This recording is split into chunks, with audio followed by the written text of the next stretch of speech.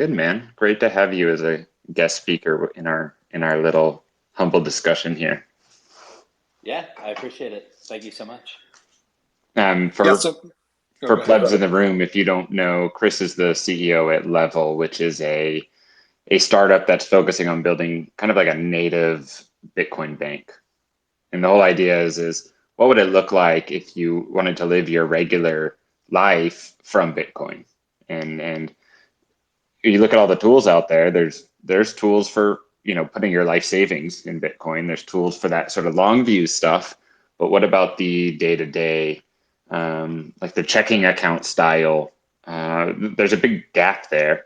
And so that's what Level seems to be kind of focusing on, is like, how can we fill that gap with something that was Bitcoin native, but still let you do all the things you need to in US dollar, right? So you still need to pay bills. You still need like a debit card type of function. You still need a place to deposit your salary, your paychecks, and you still need a place to upload, physical checks to. So you need all those banking functions. We're not through with the fiat system yet. So how can plebs ride into the sunset with $0 and 0 cents, but still do all those things? And I think that's what brought Chris and JW and I together talking about this get on zero thing. Yeah, exactly. So, just for everybody to have a little bit of background, Laser and myself and Hack are all on zero fiat or very, very close to it. Depending on retirement accounts and that sort of stuff. And we've all been kind of working on it and comparing notes over the last few months and just realizing that it is possible to do it. And it's been a series of revelations. Where at first it felt like it was just a luxury item, like, hey, it's cool to say, and it's just kind of a pleasure not to have anything to do with funding the hysteria that's around us all the time. And then slowly we've realized that, pretty much everybody can do this, even if you don't have very much money. And so Laser was actually looking for ways to make this work, and he found Level. And Level, it turned out, has already been working on this problem for quite a bit, and trying to put some things together. So that's the backstory. Laser, Hack, and I are not investors in Level or anything like that, but we are becoming fans, especially as Chris has shown so much interest in making this a big part of the focus of his business. And today, actually, they sent out a pretty amazing sort of mission statement, I would say, that's all about really focusing on helping people migrate from the dollar to Bitcoin, which is pretty epic. So if you haven't read that, click on Chris's profile because he's probably tweeted out recently. We'll add that to the stage too, so that folks can find that tweet. Yeah. So from my point of view, you know, I'm not a loyalist to anything but Bitcoin, and I struggle with how do we connect now to the super cycle and beyond, right? And I've always thought of the super cycle as this kind of macro event that happens to us, and my thinking is like slowly evolving. It's kind of getting to a place where I'm like, okay, the closer we get to the peak of monetary reset, it it actually makes sense that there's an inflection point where the inflation gets so egregious that you wouldn't even want to hold fiat for like a day or a few hours. That would be really painful, right? And if you look at like other countries that have lost reserve currency status, or maybe they've gone through hyperinflation, the same thing happened, right? The same kind of trend. So at first people they would get their paycheck and they would know like, okay, I need to buy hard assets so that this purchasing power doesn't disintegrate in my hands. And so they might, do that on a monthly basis because they know they got to move their kind of savings out of their disintegrating fiat. But as the money printing got steeper, eventually they realized they couldn't even hold that money for a day. And then once you can't hold it for a day, why hold it for an hour? And so you ended up with that feedback loop of you realize you had to get on zero fast. And the more I thought about it, I was like, is the same thing going to happen to the dollar? Is that the right mental framework? And I think it is. You know, it's only been like 18 months, and the cost of beef and the cost of basic commodities has more than doubled and gone further in some cases. And beyond that, like history kind of shows you that when sovereigns are broke and they need to reset the books, one of the things that they end up reaching for is like confiscation, um, which takes all these various flavors, right? You might have confiscation in the form of like bail-ins, negative interest rates, right? All these different flavors. And to me, they all kind of just point to, man, I would love to just be going to sleep with $0 and 0 cents, right? Like I would just love to, day in and day out, know that I wasn't really exposed to any of that. Um, and so, like in 2020, I was at a place where like I knew I had to get 100% of my investable capital in Bitcoin, or I wasn't sleeping well, right? And once I did that, I slept way better.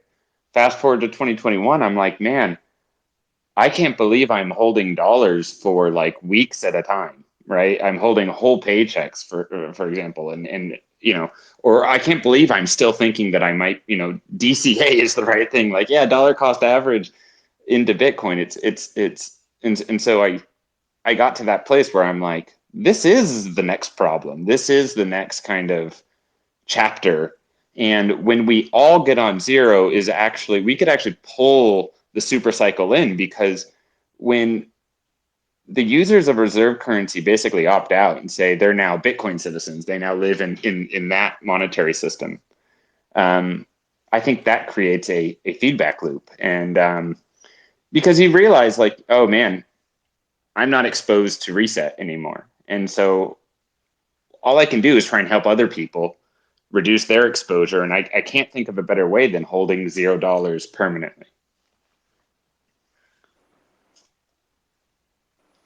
I mean, I think in some ways it's a completion of Satoshi's program, because we as speakers, and I think people that are in this session, we're all sort of here because Bitcoin it's been effective, it's loud, it's having an impact, but there's sort of this constant question of, is Bitcoin having an impact because we're in a speculation cycle, or is Bitcoin having an impact because it's a fundamentally good idea? And if you look back to sort of before the investor excitement to just read the original white paper, it wasn't the idea that Bitcoin was going to be this breakout speculative investment, like you see in sort of the Ethereum ecosystem. It was really the idea that this is a more sound form of money. And for a couple of years, it was really kind of crazy engineers working on that idea. And then maybe we call that sort of the first phase of Bitcoin. People that really believe that that sort of Bitcoin was a fundamentally better form of money. And then we entered this second phase where there's a lot of market activity, just a lot of excitement and speculation, which for me, and I think for other people in this session, like is maybe the reason we're even talking. But I think that we are sort of finally coming on this third stage, this sort of fulfillment of the vision of Bitcoin, that it's just a better way fundamentally to store value and exchange it with other people. And the sooner we get on that, the less we will be victims of maybe an inferior kind of government controlled monetary system. Yeah.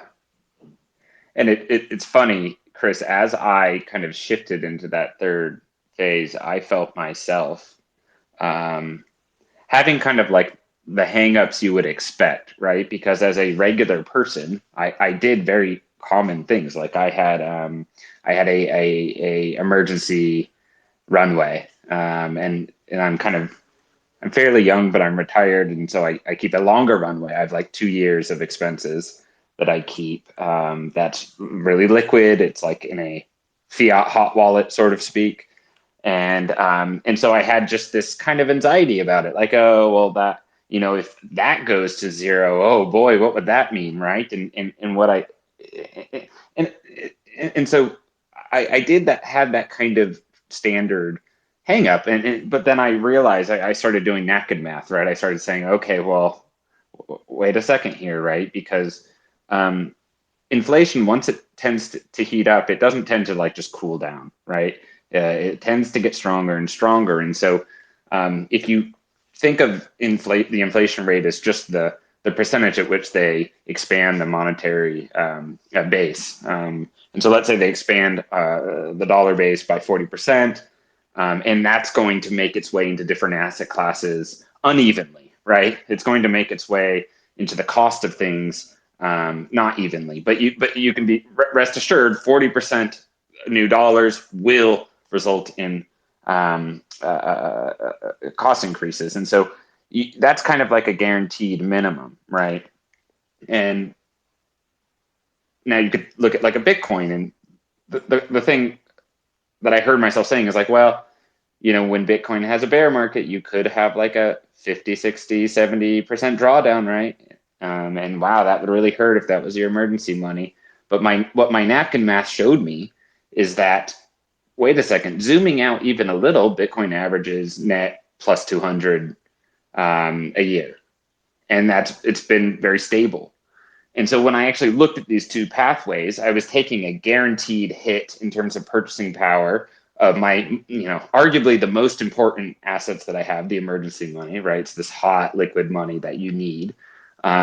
Taking a guaranteed hit versus Bitcoin, where you take a temporary drawdown, but so long as you're in it for 2+ years, and again, emergency money is that classic, you intend to always hold it. You never intend to have zero emergency money, right? You always intend to have that.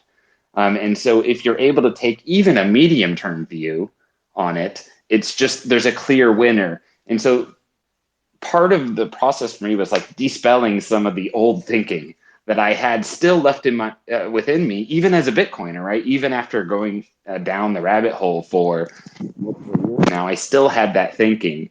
Hey, JW, did you have the similar thing when you got closer to zero? Like, oh man, I have my... Totally.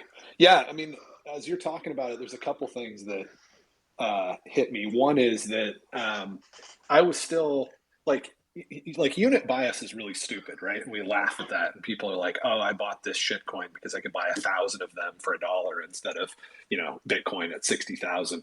And you think, "Oh, it's so dumb." But that stuff is sort of like it's sort of like deep psychological or something. It's like you don't even see it until you see it. And I think like with fiat money, you're used to seeing that number, right? And so even if you're mentally like, oh, I don't trust that stuff, I'm out of it, there's still such an element of I have $1,000, and that $1,000 feels right. It feels like I can buy $1,000 worth of stuff with it. And even if you're like, oh, I don't, it's pesos, it's it's shit coins, I don't trust the US dollar, you still kind of do in a very like kind of deep emotional way. And one of the things that I realized as we were kind of doing this all together was when Michael Saylor was like, his realization wasn't that he was going to try to use Bitcoin as a growth engine for MicroStrategy. He was just going to use it as a savings account, right? And that is such a different perspective. Like all of us came in like 2017-ish, I think, maybe earlier. I can't remember all the timing for us, but we've been around for a little while. And it was always like in 2017, you can even go back and look at my Bitcoin course. It was like, hey, this is a very safe investment, right? It's a speculative thing, but it's safe. But it wasn't savings really, right? And it wasn't, but it should have been, because the other thing that hit me was that I never saved in the US dollar. I've been wealthy enough to not save in the US dollar since I was like, 18 years old, right? Like I've always saved in maybe at worst like an S&P 500 index. So I never really used the dollar the way that poor people use the dollar to like maintain their wealth. So it's weird after all of that and never really using it, never really trusting it for more than a few months, right? Because if it was more than a few months, I would have just moved it into an index fund. That it still had a very like psychological connection. So there's an emotional break that happens when you get on zero that's, I think, very valuable. And it's funny because, for the first 50% of my Bitcoin journey, I was selling it to friends and family or framing it as an investment, or maybe even the first 25%, I was framing it as like a speculation And then the 25% after that, it was an investment. For the last year, I've been saying, treat it like savings, treat it like savings. Anything that you don't want, vanished through reset, store in it. And only recently I've started to realize, you have Biden's sort of proposed comp controller talking about sort of like forced migration into Fed accounts and lots of various rumors of different flavors of confiscation, and of course you have central bankers saying that inflation's not going anywhere. You have at least 12 more months of inflation, which, to be completely honest, in this environment, the last thing they can do is raise rates, so that they can't slow down on the inflation. And so then you look at what can sovereigns do this close to reset, when basically things are starting to unwind. I mean, history tells a pretty plain tale, which is the wealthy move to protect their assets. It's a little bit of a musical chairs game. If you don't move your assets in time, your wealth is used to bail out the world, right? And that's kind of where we're aiming at. And so even then, I was like, oh man, even if I only had a small percentage of my net worth in the banking system, like, it's going to be a rude, uncomfortable transition, right? And I'm always preaching, let's start living as if the super cycle already happened. Let's start living post 2030 now, right? That's how we get through all this weird transitionary period. And so a big part of that is like, man, how can I move my checking account? To be quite honest, because every night I was going to sleep with dollars, and I had that hang up of like, well, I can't get rid of these. These are the last dollars, and it's just like, why do I care at this point, with all the evidence of where the dollar is going, with all the evidence of, just to put it frankly, we're in the greatest sovereign default of all time. We're in the middle of it, and that can explain everything we've seen over the last 2 years.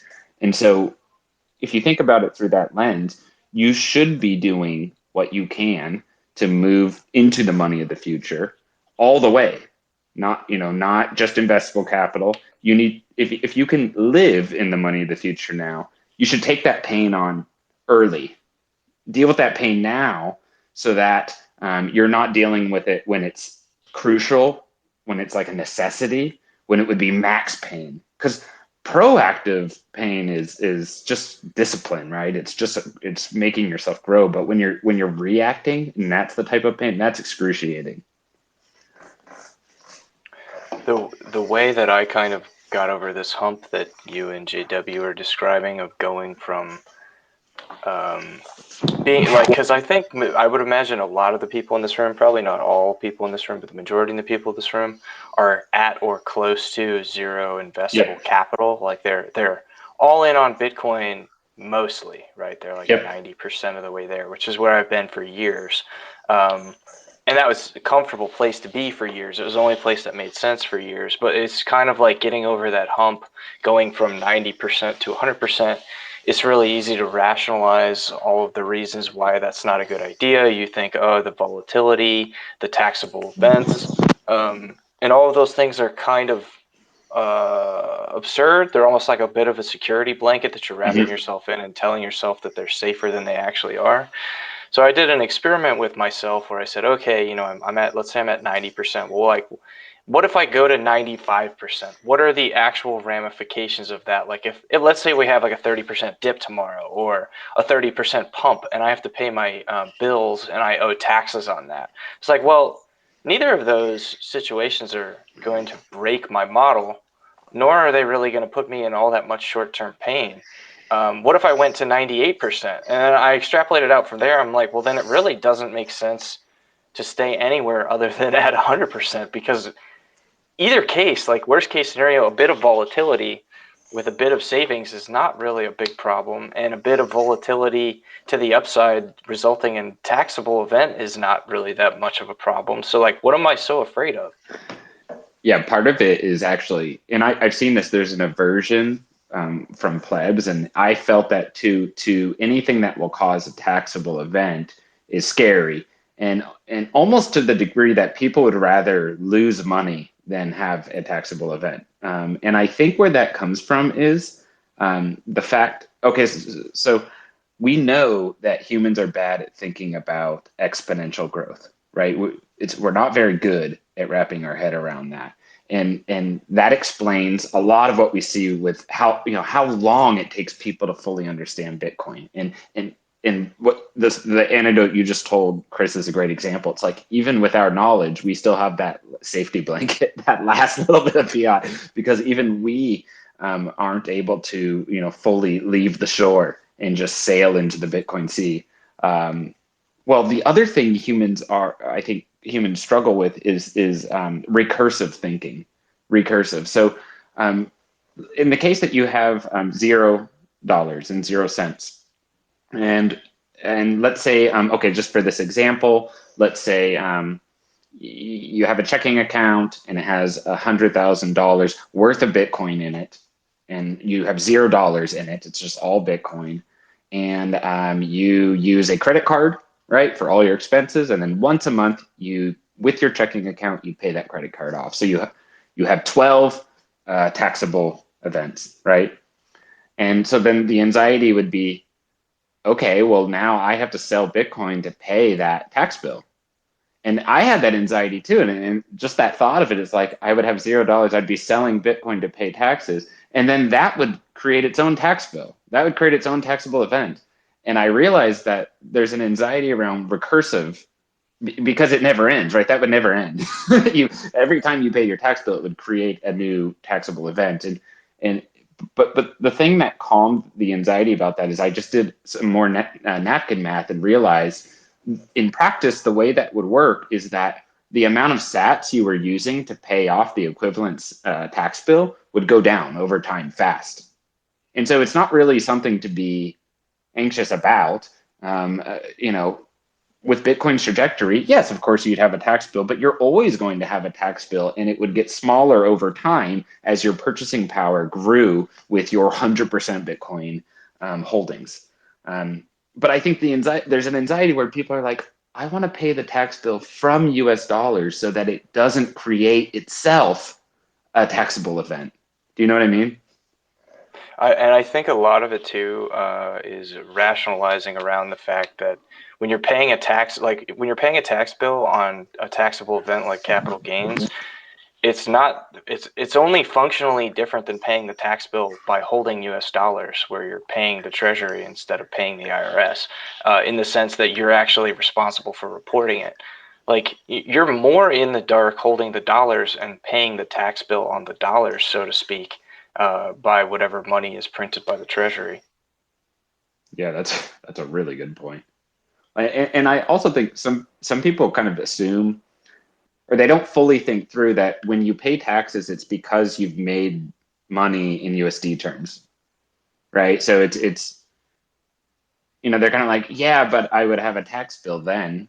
And so, well, that's true, but they don't, even if the taxes were 50%, you'd still be growing in purchasing power. And then it's like you said, compared to what? Compared to just holding that checking account in US dollars and allowing it to depreciate at who knows the speed, at a speed that you can't control. Because right now, yeah, it's every month maybe you're only losing 1% or 2 purchasing power. But what's 2022 going to look like? What's 2023 through 2025 going to look like, right?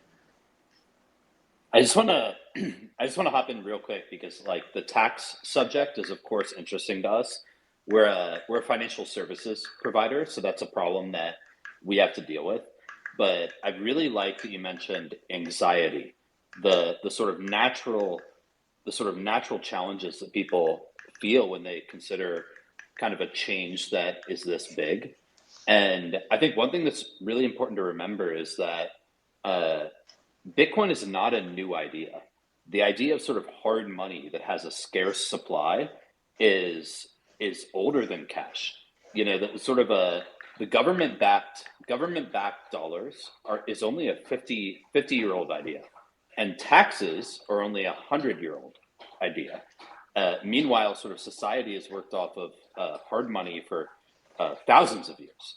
And I really think the sort of central idea of like what gives people anxieties is so important to this problem. And I think it's sort of fundamentally true that Bitcoin is more natural than the thought patterns that we have been forced into over sort of our lifetime. I totally agree. I was actually just thinking about how, like, this anxiety thing, you can kind of exacerbate it in your own mind if you think like, all right, how poor would I be before I wouldn't do this, right? How little monthly savings could I have before this is a crazy idea? And I think we've kind of been just kicking this around as a group for the last couple months, and I think for a while we were like, all right, you got to have at least 3 months savings, or this is just Right. crazy.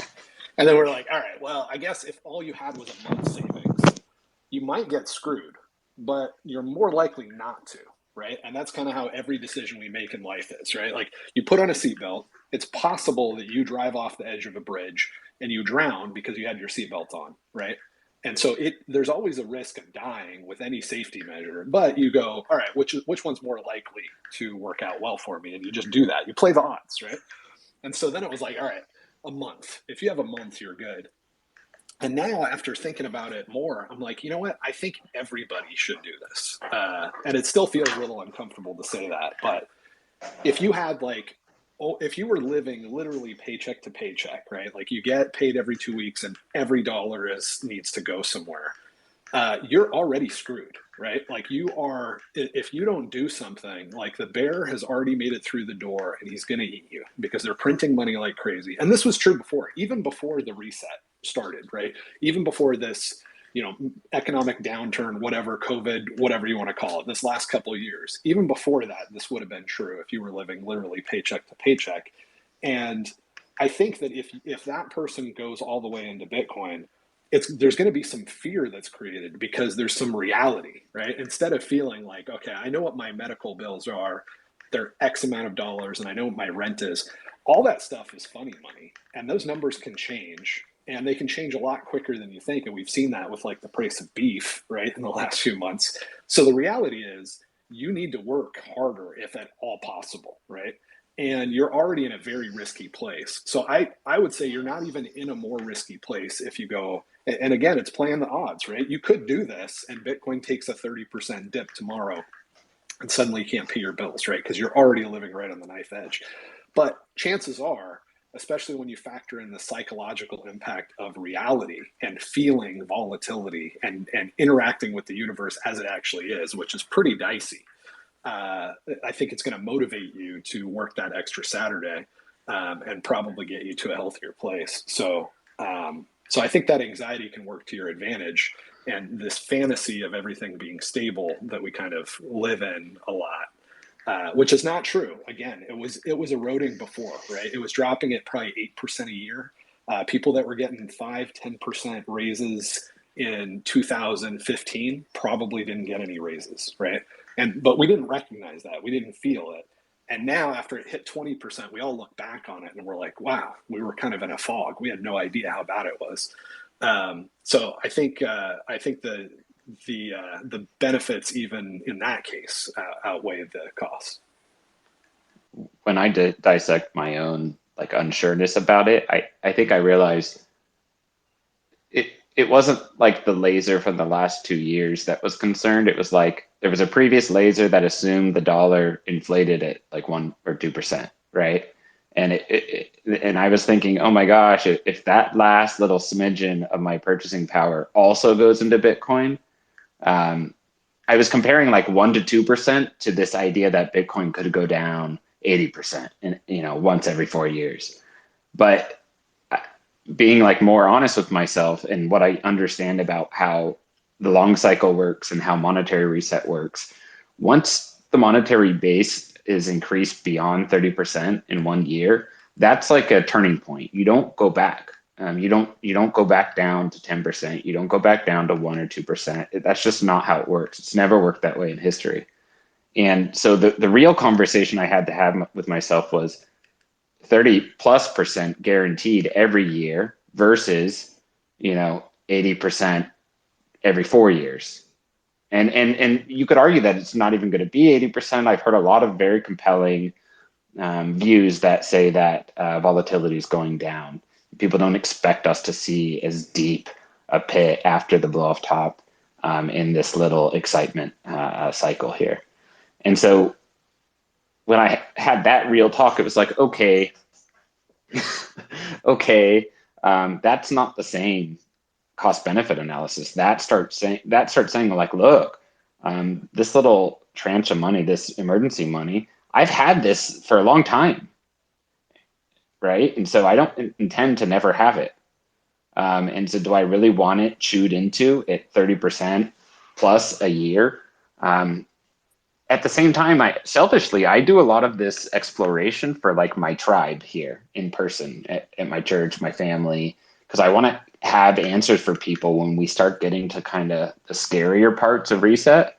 I don't want it to be like my dad gets, he's a veteran, so he gets money from the state, and he has a bunch of fiat, and he DCAs into Bitcoin, like, ooh, I'm buying Bitcoin, but I don't want him to have the rug pulled on him when we pass the inflection point, right? I don't want him to suddenly wake up and they had a bank holiday like they did in Greece, right? And now instead of having money, he's a shareholder of some broken bank. And so I want these this is like last mile stuff, in my opinion, right? As Bitcoiners, we've kind of figured out how to save in it. We've figured out how to move most of our investable capital in it. We figured out how to orange pill like, sort people. of save, but not how to live. Right. We haven't figured out how to live in Bitcoin yet. And we're like looking at El Salvador and stuff is like, that's the only way, right? It has to happen that way. And does it though? Does it really? Like, why? Like, in a sense, there are people who have kept everything in Bitcoin and then they sell on an exchange and push fiat into their checking account. And that's how they fund their lifestyle. And so it's like, why can't that be automated, right? Like, why can't I have a bank account that is a checking account, that's a Bitcoin checking account, that's dialed to 100% Bitcoin, right? I have like $100,000 in there that's denominated in Bitcoin. And then I have an ATM card and I live normally where I don't change anything about my behavior. And the platform itself converts to US dollars when I do bank functions, when I do a wire transfer, when I do an ACH, when I pay a credit card off, when Cash App requests some money out of my account, when I buy something online, when I fill up gas, when I go to the ATM. Why do I have to change a dang thing about how I live? I don't want to go through reset in the worst possible way. I want to get on the Bitcoin standard now. I don't want to wait for the US to become we're rolling the dice hoping the US will follow El Salvador. I don't want to bet the farm on that. And I don't want to feel any pain. And furthermore, like, as I started going down this journey, all I felt was relief, because even though it was just the last mile of like my total situation, I totally felt like I was actually doing it. I was no longer just saving in Bitcoin. I really was living in it. And I felt opted out. I felt insulated from bank holidays, insulated from confiscation, insulated from surprise inflation, Greece style, insulated from all these type of things we see broke sovereigns do when they're backed into a corner. Something that I'm thinking about on this that I think other people might be thinking through in their heads, because I know that this thought crossed my mind and I thought through it, was that you might be averse to the idea of like a Bitcoin checking account because it seemingly goes against the grain of the idea of you hold your own keys, right? You're self-sovereign and you take custody of your own Bitcoin keys. And if you don't hold your own keys, you don't own Bitcoin. And I totally agree with that. And I still think that's true. And like my thoughts on that haven't changed one bit. But I think if you change the way that you're looking at that just a little bit in the context of the current system, then banking on Bitcoin is still like a 100x improvement over the current system. Meaning that having your checking account denominated in Bitcoin, fully custodial, right? Let's all admit that it's fully custodial if you have a checking account that where someone else is holding the Bitcoin and you're using it as a bank balance to pay down a credit card or a debit card. That's fully custodial. The difference here in this new upgraded system is that your savings, we're talking about your checking, right? Your living expenses, the money that's That's used to right. pay your bills. Your savings is still fully self-sovereign and self-custodied, ideally with a good security setup. And we're talking about like 100x improvement over the old system just with that. Well, yeah, I would go further. I mean, okay, so what would be a good system is that this is just the tip of the iceberg in terms of like your personal Bitcoin tech stack, right? So if I use this for checking, ideally, and that's the closest to liquidity, right? Because I'm using it often to pay for things. So that's very close to liquidity. A little further away from liquidity is like my savings. And let's say that has 5 or 10x the capital than my checking, and I hold those keys. Those aren't, no one says where those Bitcoin go, but I. And ideally, I would top up my checking when I need it from there. So I would deposit sats into my custodial checking account that I use to interface with the dollar world, right? Interface with the fiat world. And so you only hold as many custodial sats as you would need to get the convenience that you're after. And in this case, it should be the smallest, part of your stack. And then of course you have like deep freeze, right? You're like, okay, it's retirement, it's long-term, it's it's multi-generational capital, and that's deep freeze. And you rarely touch that. You set up some, geographically distributed multi-sig, and so yeah, you're not moving that very often at all. And so I think every household is going to end up with this kind of multifaceted stack where you have like a deep freeze, a kind of savings, and a kind of checking. And what's interesting about this is, if the bank did it right, they could actually become a Lightning wallet too. So they could actually have a leg in the fiat era and in the Bitcoin era at the same time, right? Because you can imagine, okay, let's say I traveled to a country that accepts. I traveled to El Salvador, right? And I want to buy a coffee. It would be nice at that point if I could just use the same damn checking account to send Sats over Lightning, right? Because it's very close to liquidity. I've already set my household up with that, and that'd be nice. That'd be convenient, right? But one thing I've heard about this, especially from privacy names, and I am a privacy name, right? So some people go, "Oh, well, Laser, that's KYC. Why are you pitching KYC? Shouldn't we all be going to no KYC?" And the answer I've given is like, okay, so if you have this KYC stack because you're living in the fiat world, I'm living in the fiat world. Does that mean you shouldn't care about no KYC? I don't think so. Like my thing with no KYC is, if you have any amount of capital, it's very hard to make larger purchases. And all no KYC sats you acquire are destined for the Bitcoin only economy. So by definition, you're holding those for 10 plus out.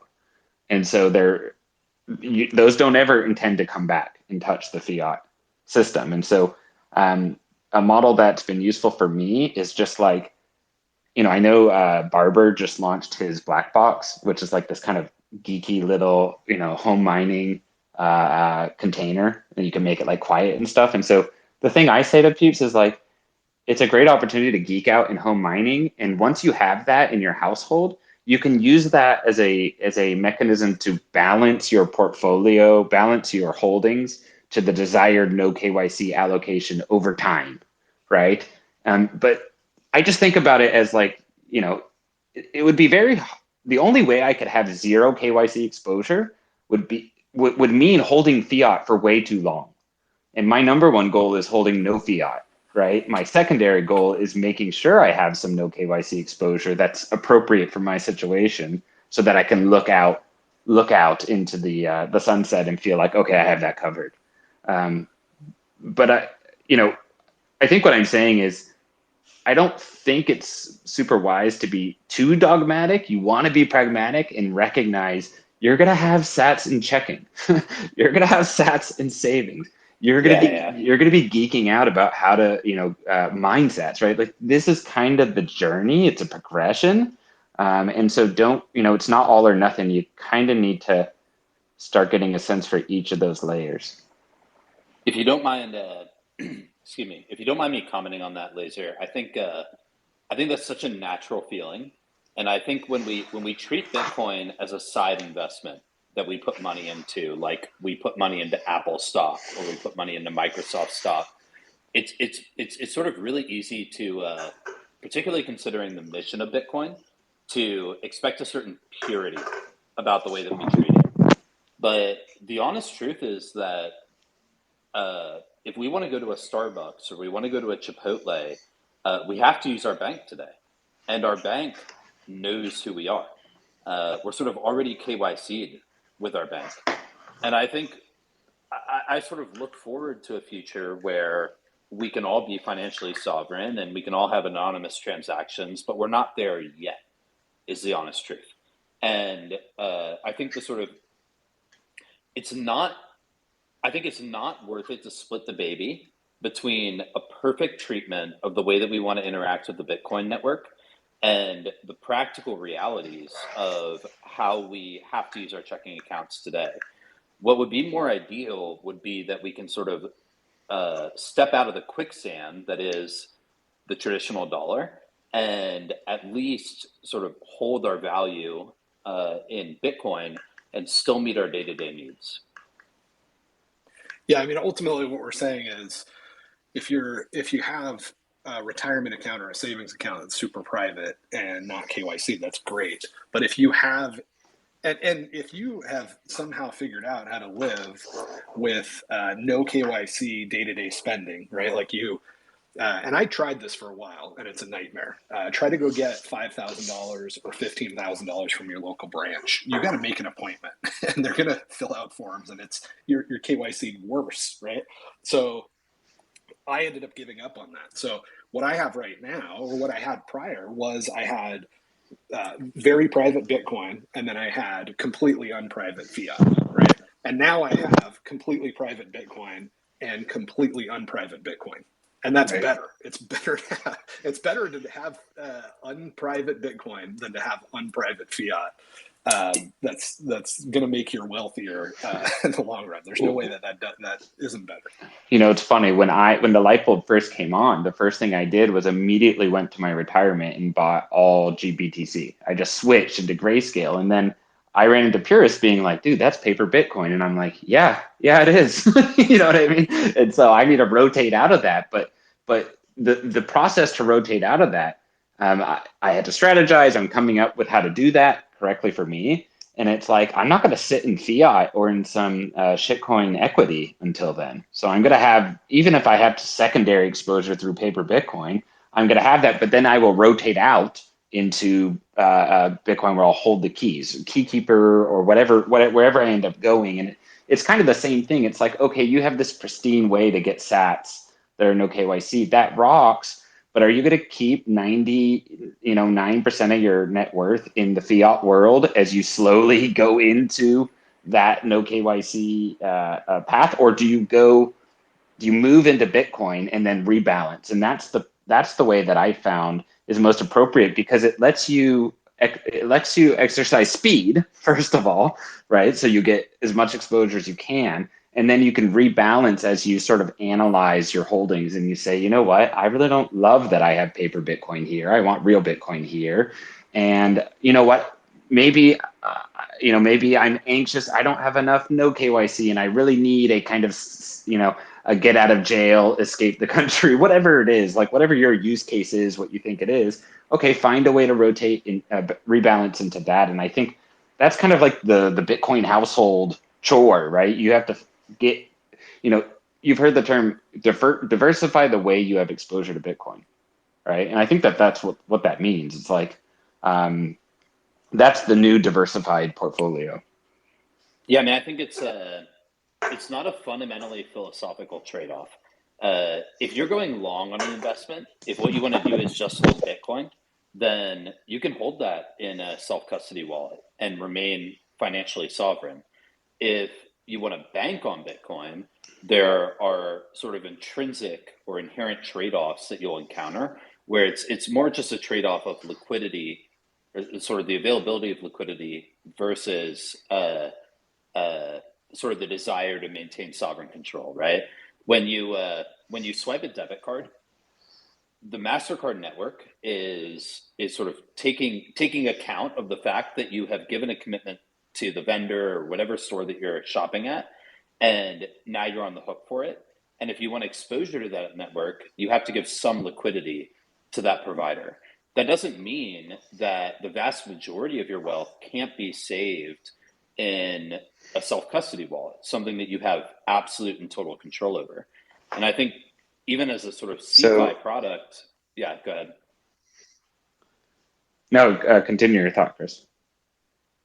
Oh, I was wrapping up. I was just going to say, even as a CeFi product, we can try to minimize the amount of time that your Bitcoin is exposed to sort of those trade-offs of being available for liquidity. I think it's consistent, I think, with the sort of spirit of Bitcoin to make it as much as possible controlled by you, and still only in the cases where it needs to be made available, then convert it. Yep. All right, I want to share where I was before Get on Zero and where I am now, like my stack and how I actually make it work. And then maybe JW, you can do something similar. Obviously with respect to our own personal privacy, but I'll share the shape of it that I can. Okay, so let's see. Before, yeah, all investable capital was in Bitcoin, all self-custody, and then checking.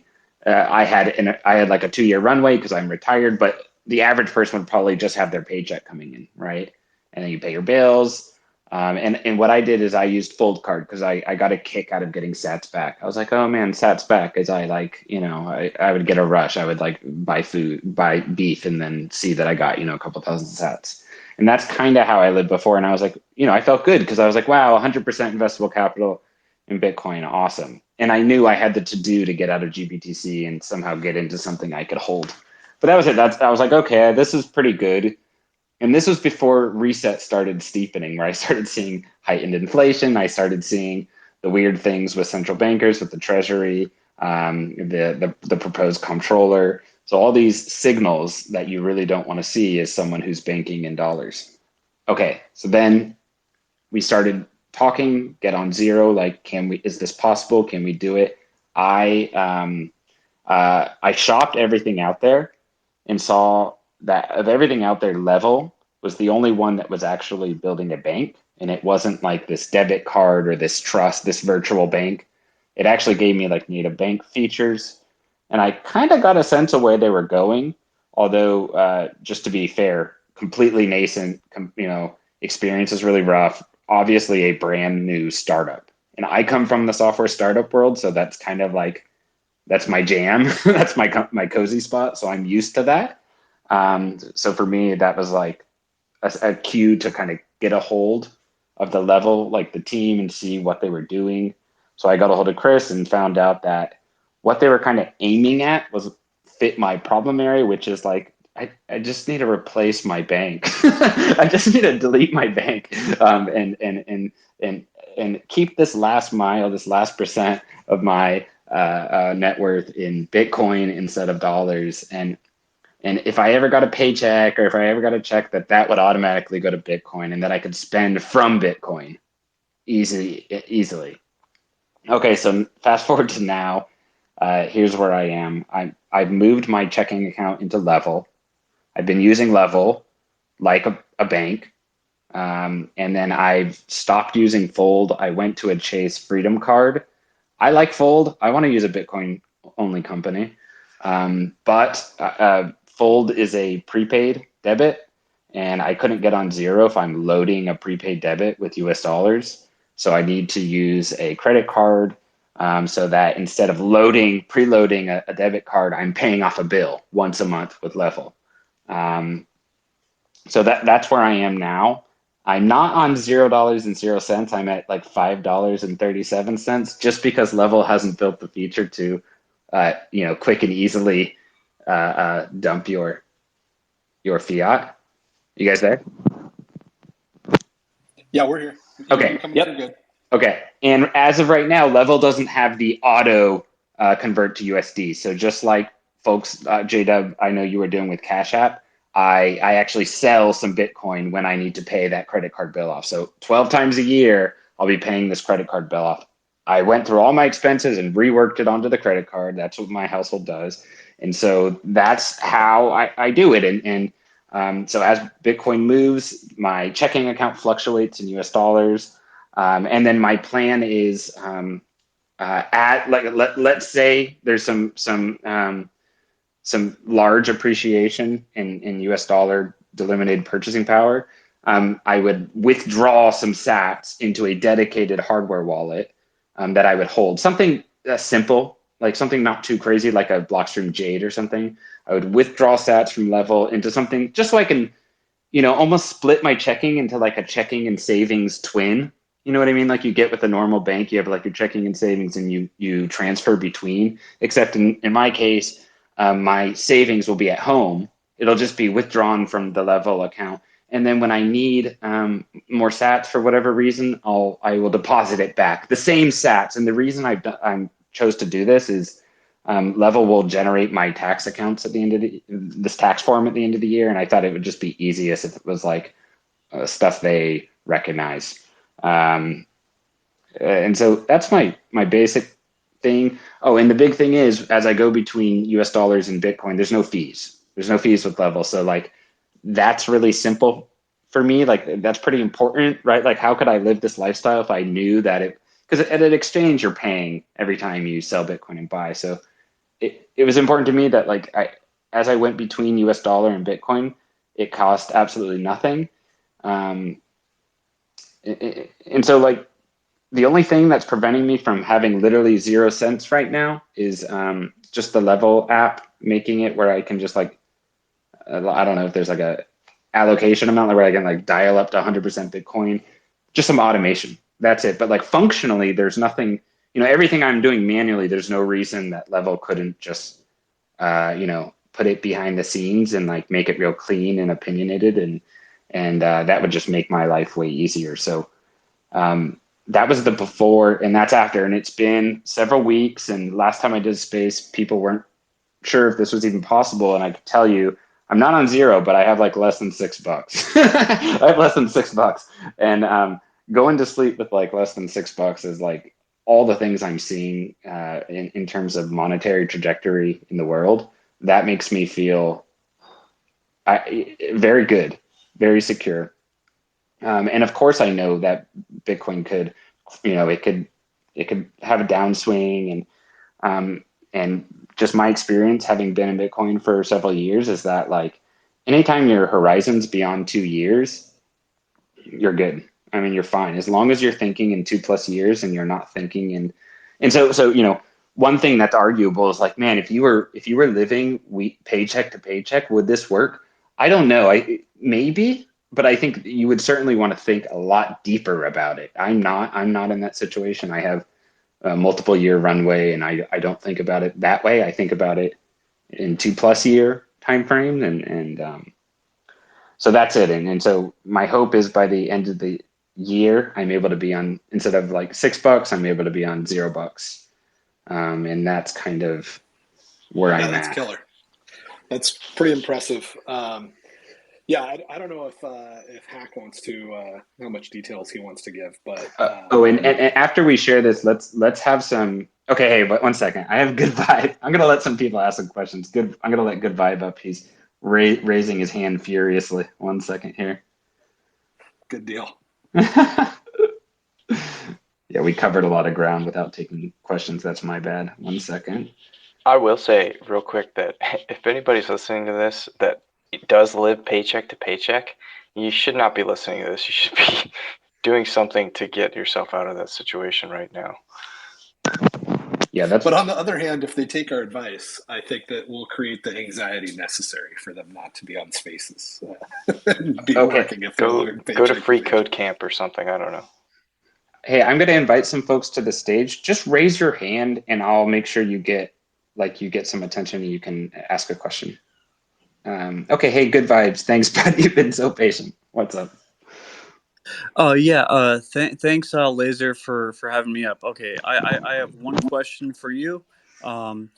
if the reset happens and it's really like a real reset, um, do you even see freedom for Bitcoin holders or anyone else on the other side, given that the state will have an immense amount of control after a great reset? Yeah. Well, you can't say. You can't say. All I can say is like at the end of the day, it comes down to leverage, and picking who you work with, right? And so, okay, going into Red Reset, I want to, and a big thing I've said is like vote with your feet digitally and physically. And I think I should add, maybe it's obvious, but like monetarily as well. So in terms of my household, I want to be in a place with freedom-minded people who want to maintain individual sovereignty. I want to use services that protect privacy.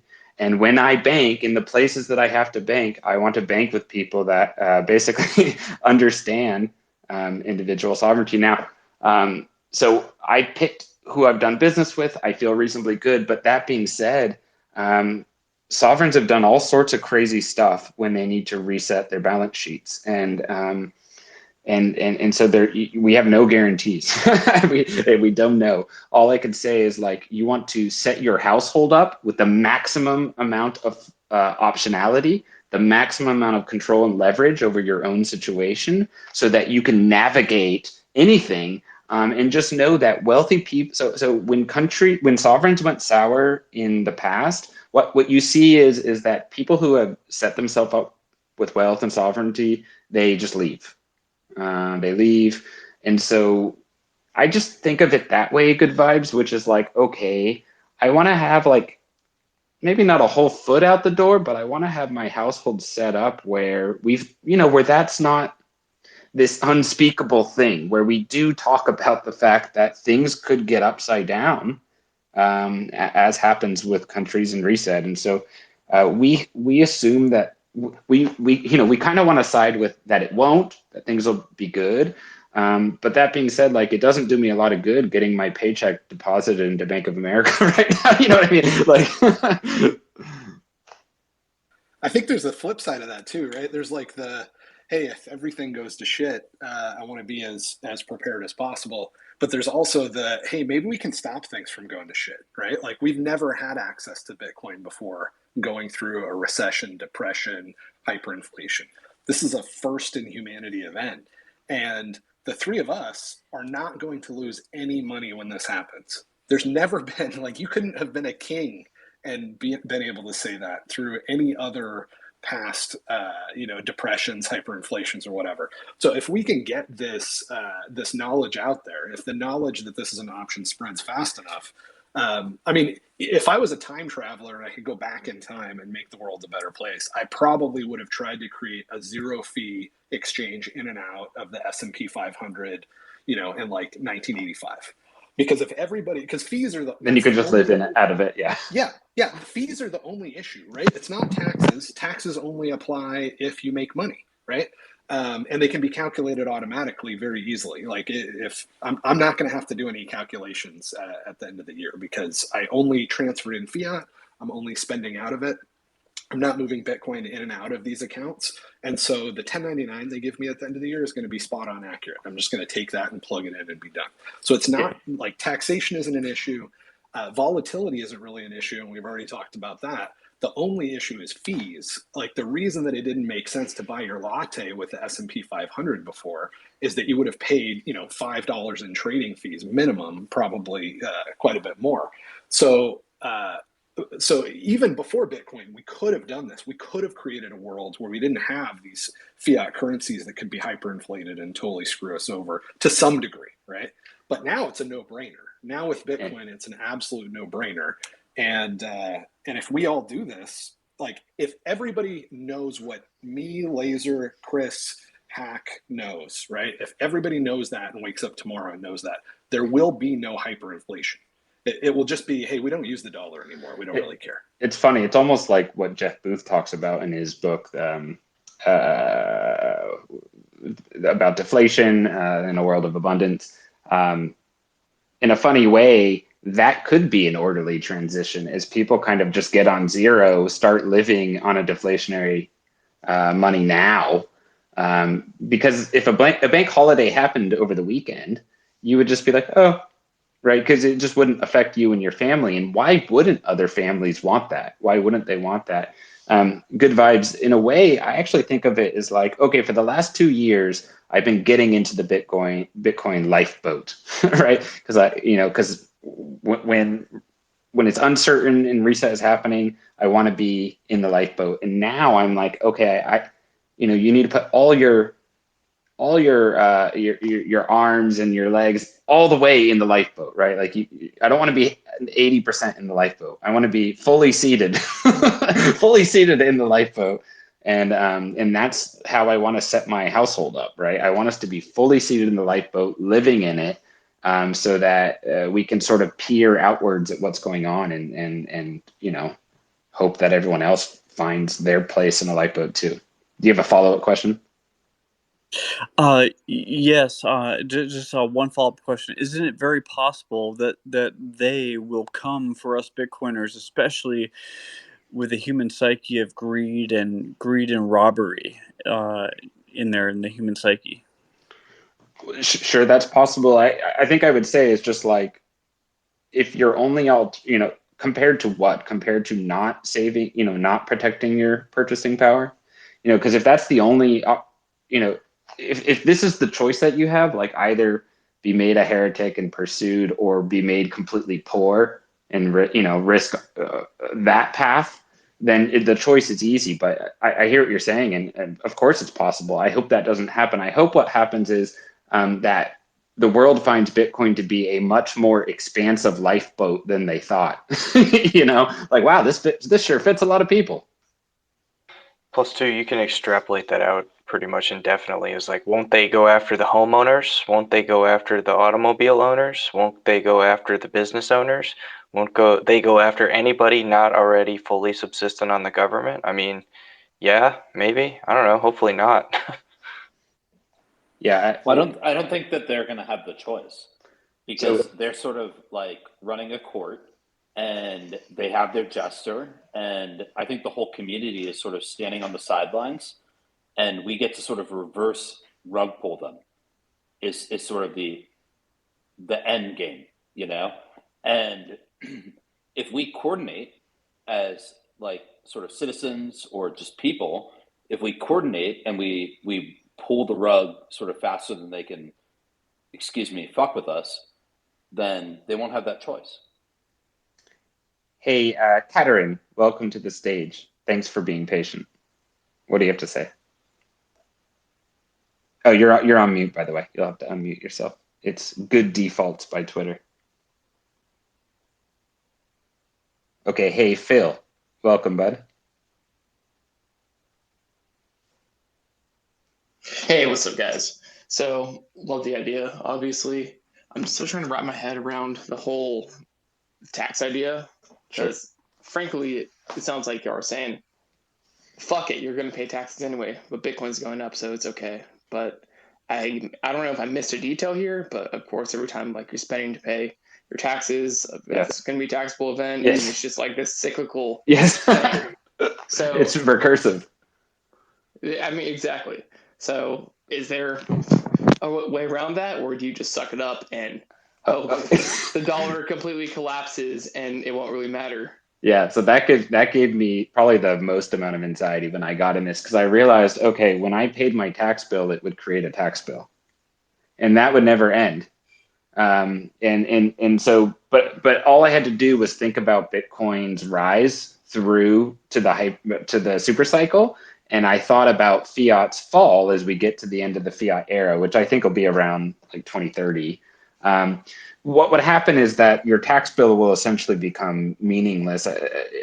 The cost of actually administering that tax bill in terms of its purchasing power wouldn't make any sense. To put it another way, you'll continue to have a tax bill, but it'll become smaller and smaller and smaller. So long as it's automated, it's really no skin off your back. You upload the form, you make the purchase. And so, yes, just like every year you have an arrangement with the IRS and you pay them, right? That'll continue.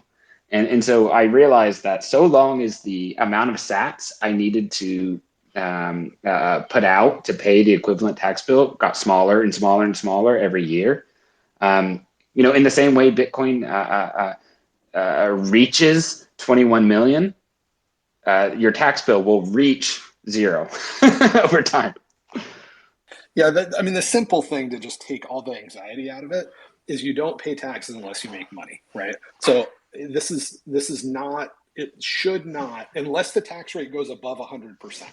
Okay, so as long as the tax rate is below 100%, there's no way in which you're not wealthier when you write that tax check. And it's only recursive if, let's say you start out with $100, it goes up to $1,000. And for simple math, let's just say your $100 goes to $1,000, and then let's say the tax rate is 90%, which it's not right now, right? It's like 20%. But if it was 90%, then you'd write a check for $900, which is a big ass tax check considering you only started out with like $100, right? But you still have $100 that you wouldn't have had otherwise, or $110, right? You have a little bit more because it's not 100% of the gains, right? It would actually be 200. So then at the end of the next year, if it went from 200 to 2,000, then you're going to write another really big check, and now you have 400 at the end of the year, right? But it's never, unless it crosses that 100% line, going to ever cost you money. And if Bitcoin ever stops going up, then you'll sell some Bitcoin and it will pay your tax bill, right? And that would be your last tax bill because it's not going up anymore. So it is an infinitely recursive. So it's like taking out a recursive loan on Bitcoin. No. This is getting way too complicated in your head. Chris has a spreadsheet that he DM'd us. Okay. And this spreadsheet, you put in how much money you make, what your expenses are. It'll take the Bitcoin price, and I haven't messed with it too much. I give it like 5 minutes, but they're going to turn it into an app. I don't know if you want to explain kind of what you're doing there, Chris, but it will answer your question because all you really want to know, like there's a lot of stuff that in taxes that's a pain in the ass that you don't want to really think through. It'll give you anxiety. All you really want to know is how much richer would I be if I did this? And his spreadsheet answers that. Yeah, because at the end of the day, you're still $100, whatever the hell it is, richer even after you pay taxes. Exactly. And so okay, let's say you put $100,000 in checking, and by the time you paid the tax bill, and so you pay a tax bill, your account has grown to $1 million. You pay the tax bill, your account keeps growing. Assuming your spending habits don't change, that tax bill will get smaller. Yeah. Does that make sense? No, totally. Yeah, I think if you don't mind me sort of jumping in here, there's we sort of have to understand the problem of the sort of psychological problem of how do you pay taxes on this asset that the IRS and the government seem to want to punish. And we just separate that from sort of just how do you make it through the next year? As a business, we do your taxes for you, and we do these calculations every single year. As a principle, I think the sort of high level idea is that regardless of the tax rate, if you're making more money overall and Bitcoin goes up, has gone up historically and seems to go up most months of all, that it sort of covers that cost. It covers the cost of capital gains. It covers the cost of the tax payment, but certainly the user experience cost, the fact that taxes are confusing and hard to deal with, level sells for you.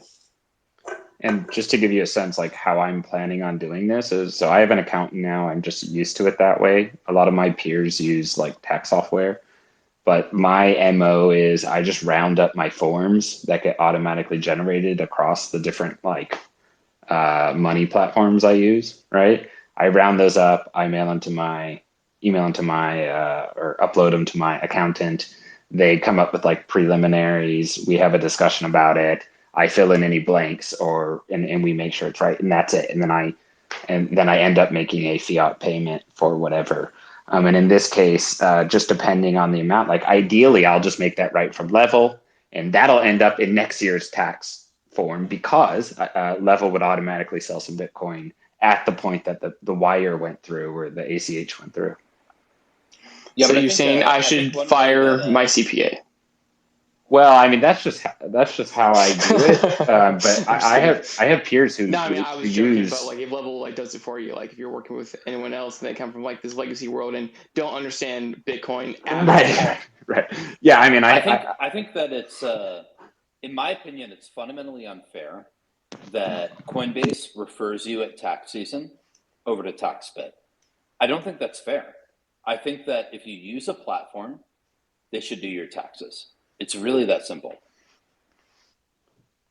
yeah, and It's awesome. if you happen to use a handful of things, I mean, this is just me again. I'm just speaking from my own experience, but as being a Bitcoiner for a couple of years, I've dibbled and dabbled and tried different platforms. So I've tried different exchanges and found like which one was my home, and that resulted in a bunch of different forms I needed to hand to a person to make sense of, and that's just me, right? But like the new Bitcoiners coming online, like you could just be like, oh yeah, I do my checking with Level, and I've been buying my savings through Strike or whatever it may be, and I don't think it warrants as much of the jumping around as the folks that have been in it from 2016, 17, 18, etc.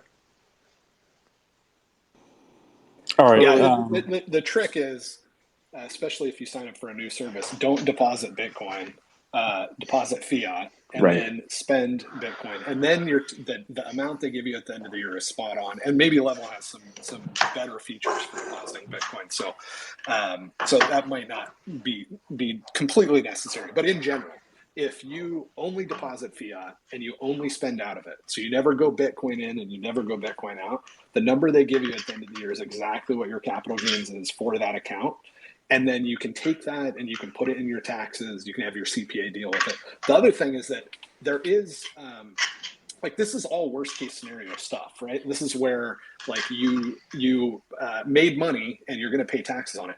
A lot of times you make money and you don't have to pay taxes because there's a certain amount that you can, I don't remember what the number is, but there's like $20,000 or something, I think, for 40,000 if you're single, 80,000 if you're married.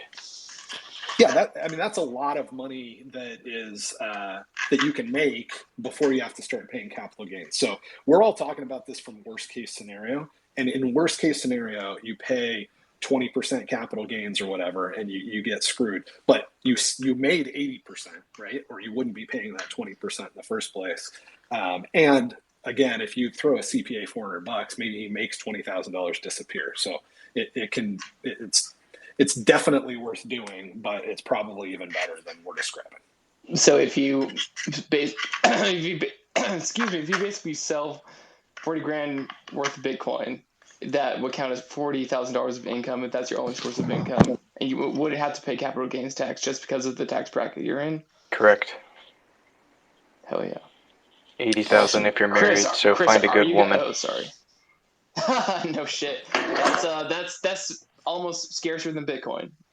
All right, so It all depends on your tax bracket. If you sell, $200,000 of Bitcoin and you make $150,000 profit on that, then you will pay $150,000 in property gains tax.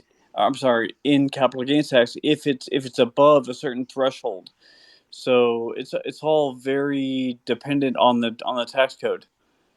And I used to have a ton of anxiety about taxes, and once I figured out my dealio, like with my CPA, I just got kind of more zen about it, and just remembering that you pay taxes when you make money. You pay taxes when you go in and out of asset classes. So like inherently, if you're like rebalancing to different things, you pay taxes. You kind of learn there's like some basics, and once you get used to those, you get the feel for them.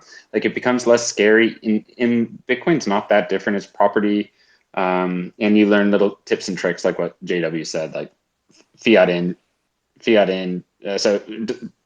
Don't deposit Bitcoin from exchange A into exchange B because you're just going to make your life hell and this type of stuff. And the same would go with like checking. Even then, though, like if you don't do that, your CPA is just going to ask you where this, like worst case scenario, you end up spending $200 or $300 more per year on your CPA, right? Like, you're not going to fuck this up so bad that you get a $10,000 bill from your CPA. It's not. The downsides are very, very limited. But Chris, have you published that spreadsheet yet? That is kind of that simulator so that people can see, and then maybe you can speak to that, and then also speak to. I know you ran through like kind of a typical employee that makes 50 or 60 grand a year, and you know what the result of that was. Yeah. So, excuse me. If you don't mind, I want to separate sort of the tax issue from the do you make money net of tax issue, and I think the tax issue. Laser, it sounds like you are being attacked. My bad. Wolf or something. Attacked by a paper wrapper or something. So, look, the reality is that the general consumer does not always have access to a personal CPA. That's reality. And the IRS themselves complained that in 2019, 80% of crypto traders didn't pay taxes. They're upset about that. They're going after it, but they're not going after the little guy. I think the sort of high level idea is that people that are using crypto, that are banking on crypto, they don't have an enemy in the government. We just sort of have to make it easier from a user experience perspective to just pay taxes. And on Level, that's what we try to do. We do people's taxes every single year, and as JW and as Laser pointed out, we sort of try to do that automatically. So I think that's the sort of central anxiety concern that needs to be addressed by an effective product in crypto.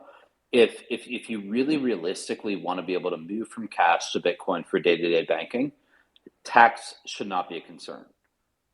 Beyond that, I understand sort of the volatility risk, the idea that you might lose money because you're holding Bitcoin instead of cash as the currency that you're denominating in. For me personally, I get paid $115,000 a year. If I had banked on Bitcoin over the last 3 years, I would have made $450,000 net of income taxes. Our customer support representative just DM'd me and said that at a $50,000 per salary, historically, he would have made $140,000 over the same period. And both of those things are net of income taxes. So if it's truly possible to just automate this and make it a good customer experience, then I don't think we have to be afraid of the boogeyman. I think it's more important that we push into this currency class that really is the future. Yeah, you're going to have the most insanely loyal customers in like 3 or 4 years if you take the friction and the fear out of this and allow people to do that. I have this working right now. Laser asked me earlier. It's a combination of credit cards, a Wells Fargo account that doesn't have any money in it, but I transfer money into it so I can write checks out of it right as it happens. So, like if I have to write $1,000 check, I sell $1,000 of Bitcoin in Strike or Cash App. It goes in there and I write a check because I can't write check to my credit card. But most of my expenses go on my credit card, and then I write one big check at the end of the month by transferring out of Strike and Cash App into my. So it's clunky, but it works, right? And I don't own any fiat. It's great. But if you guys can make that work for people, and it sounds like you are, because I'm not a user yet because you guys don't support Idaho, but I'm looking forward to that. But it sounds like what Laser has right it's now all is already about really user experience. Yeah, but I mean, what I'm thinking is the amount of loyalty that you're going to have from somebody that was so afraid of taxes or was so afraid of whatever. And then because the user experience is smooth enough, they actually take this leap. In 3 years, when they have an extra $300,000, they're going to be the most insanely appreciative customers in the world. Yeah, I mean, and honestly, if they're not sure yet, we don't mind. What we want to do is be like a good ambassador of what we think is important to the future. So just like 2 weeks from now, we're going to release a calculator where maybe you're not ready to make this transition. I understand it's sort of scary. And I think that's natural. But even if you're not, we want people to be able to go to a website and just calculate what the change would be. Also, just to be like clear, for me, what it's been is I've wired in Fiat into the Level checking account. So like first and foremost, you can run it as a USD checking account. Like I could replace Bank of America. I don't use Bank of America, but it's a bank that I dislike. So like I could replace them and use Level and not have any Bitcoin in it, or I could dial into Bitcoin from Level. And I think there's an argument to be made that like, okay, we're early enough in reset that people might still have hesitancy to be 100% Bitcoin. So they might be 50-50, and Level lets you do that with no fees.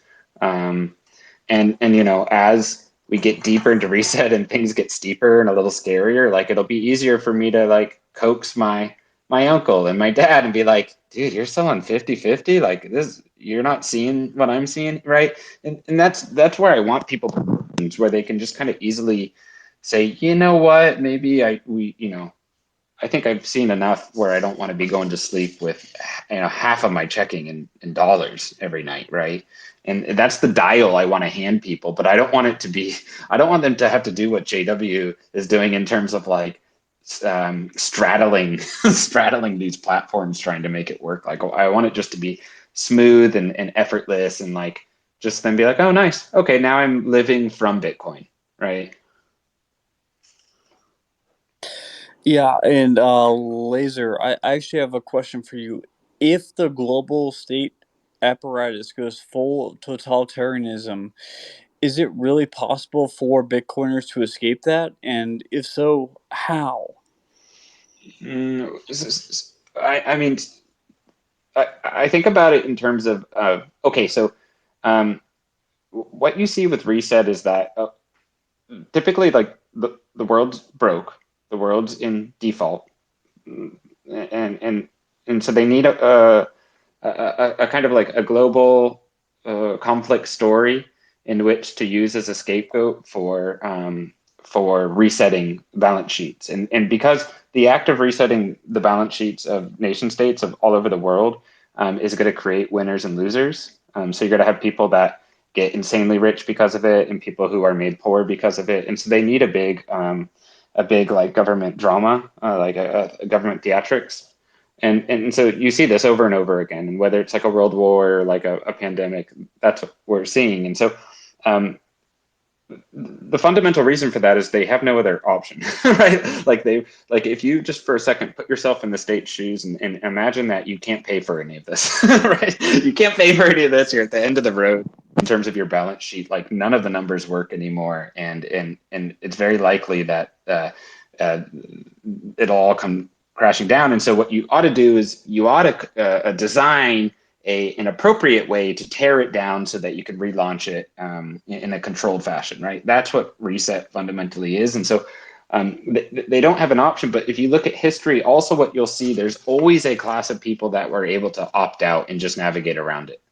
And that geo arbitrage is extremely strong. You look through history, people just flock to countries that will have them during that period. And I don't see anything different here. Like even if the Great Reset harbors a huge amount of buy-in, like they call it like 180 countries buy into the Great Reset. The problem is that they just a lot of that's coming from the fact that they kind of see the consensus of sovereigns saying, okay, this is the shtick. This is what we're going to do for reset. So we're all going to go along with this. And so they're just gluing themselves to that because that represents survival. Because up until now, there's never been another game. So you kind of have to glue yourself to the consensus and just ride that wave together with other sovereigns. And I think what we're seeing with Bitcoin is that actually there is another game. And so if you look at reset in the past, families were able to opt out and navigate around it, but sovereigns never could. Nation states never could. And so now we're in a different place. Nation states can opt out, but just like before, families can opt out. So I don't think we'll be in a place where fundamentally there's zero way to avoid the worst parts of reset. I think that we'll still be able to navigate that. And I think it ultimately comes down to just fortifying your household in all, to be honest, they're very common sense ways, right? Like, what is your exposure to the US dollar system? What is your exposure to equities? What is, if you're in Bitcoin, how much are you in Bitcoin? Are you in a city where, the cost of tyranny is very low, so it would be very easy to coerce a bunch of people? Or are you out where the cost of tyranny is much higher? So there's a lot of common sense things, but I would say use history as just like a kind of a rough guide. There's always been a cohort of smart, intelligent families who essentially just avoided all the worst parts of reset, and I think the same is true here. For Greeks that lived through the bank holiday, if you were completely unaware and unpositioned, yeah, you bear the brunt of the worst of their reset. And so, we see it coming. There's no reason you or any of your loved ones or your friends should have to be the bag holder of nation states of the world being broke, right? There's no reason that you have to be that your wealth has to be sacrificed in order to bail out the world. One of the things that got me to the point where I was like, all right, I think I'm going to try to get on zero is looking at El Salvador, right? And being jealous, because when they rolled out the Chivo wallet, I was like, whoa, wait a minute. There's a zero fee way to switch between fiat and Bitcoin. And now all of these people in El Salvador have access to this thing. And, I'm sure it's clunky or whatever, but I'm in the US and I'm like, wait a minute, what am I paying here on Cash App? 2% or something, right? That's not cool. Like, they're living in the future where they can move in and out of dollars on a whim, and they're going to be way better off. And I'm supposedly in the civilized world and don't have access to this thing. So that was one of the moments that got me going. Hey, is there a like? I think the first thing I did was try to see if I could sign up for the Chivo wallet without being a citizen of El Salvador. Like, do I need to get a passport in order to get a Chivo wallet so that I can live off of Bitcoin day to day? And fortunately, basically between Jack Mallers, Chris, and even though the Cash App's charging me fees, Jack Dorsey, those guys are pretty much my Bukele, right? Like, they can be your Bukele too. Like, sign up for Level, sign up for Cash App, sign up for really Strike and Level are the only ones that I know of that are zero fee. So go for those guys. They can give you that Chivo wallet plus experience, and maybe if enough of us do it, we can all ride through this, and we don't have to have a really bad couple of years. I will say I have a friend in like a Twitter friend who lives in Lebanon, who. Yeah, well, so if you've been paying attention at all to the last few years, Lebanon has had horrible, horrible, horrible hyperinflation. But he's a Bitcoiner, and he'll tell you that. So, like, what he did was, a few years ago, kind of seeing this whole thing coming, moved his wealth into Bitcoin and moved to the mountains, and everyone thought he was crazy and an idiot. And he will openly tell you, like, if you ask him, yeah, has my life been easy for the last 3 years? No, not at all. It kind of sucks because my country's going through hyperinflation. The power is intermittent. There's turmoil all over the place. Food is expensive, and I don't have as many options as I used to. But he'll tell you, like, Bitcoin saved his life. Like, it protected, he's not rich, but it protected him from, like, the worst of the brunt of the pain caused by the expansion of, or just the mismanagement of his country's resources by the bureaucrats. And it was by kind of front loading that pain, making the decision to move himself to Bitcoin.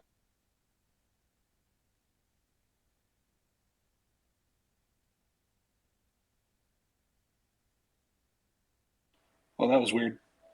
You guys still with me? I think we lost Clown. Are we back? Yeah. I think we pushed hit a button and popped a listener or something. I think we pushed spaces to the limit here. Hey, T21.BTC. Hey, bud. Thanks for being patient. You got your hand up. Hey, thanks, man. First thing is, when is Level going to be available in North Carolina? And then a second question is, I know traditional banking setups, they usually use fiat to invest. Like, obviously this is like enormous amounts of money. They're using it to make investments so that they can make money on the money they're holding. does Level invest or take margin against the Bitcoin that they're holding in their accounts, or are they making money in some other way? So I think I can take that. North Carolina is one of 9 states that we're currently doing it's called an MLS filing, where we're sort of filing for application to 9 additional states. We support 28 states today, and one of the additional 9 will be North Carolina.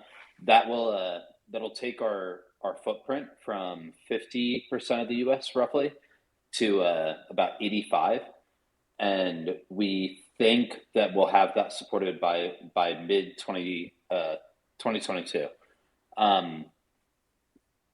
Sorry, what was your second question? So I was referring to how traditional banks use money, saved or money in their accounts to either take leverage and make investments so that they can be profitable off the money that they're holding. Does Level do the same thing with Fiat or Bitcoin in their holdings, or are y'all generating revenue another way? Absolutely not. I think the model that you're referring to is called fractional reserve lending, and it's the idea that based on government mandate that you're sort of allowed to invest things at risk, and banks traditionally are allowed to do that. BlockFi has introduced this new model where they sort of try to do that and see if they can get away with it. Level's just not in that model at all. The way that Level makes money is through value-added services, including a subscription to talk to a dedicated bank representative and payment fees to get early access to funds. Those payment fees go directly towards our sort of risk that we take when someone moves money onto Level, and we give them early access to it, even though the money hasn't hit our account yet. So we're trying to run a very clean business and sort of for hell or high water. But so far, we've been sort of handsomely rewarded. It turns out that when you treat people with honesty and respect, that they pay you for services that are worth money, and that has gone well for Level. Awesome, I appreciate it. One more question here. You're allowed to hold your own keys for the Bitcoin, or you can just ship the Bitcoin off the exchange? We're a custodial service, so when you put Bitcoin on Level, we hold it on your behalf, similar to like Coinbase or maybe like Bittrex or any other custodial service. We do plan to offer self-directed wallets, sort of self-custody wallets. We don't have them yet. I think the sort of main barrier that we're grappling with and trying to offer those but just is to user interrupt experience. real quick, but you can withdraw from Level into your other, like you guys allow Bitcoin withdrawals, in other words. Oh, of course, unrestricted. Yeah, Right that's on. huge. Yeah. Is this a U.S. company or Canada? U.S. Okay, so like you can put your Bitcoin into your company and get yield off of it basically, and you can withdraw your private keys at any time, correct? But during the time when your private keys are stored with you, there is some risk. Is that how I gather it? I don't think that's how I would summarize it. Level.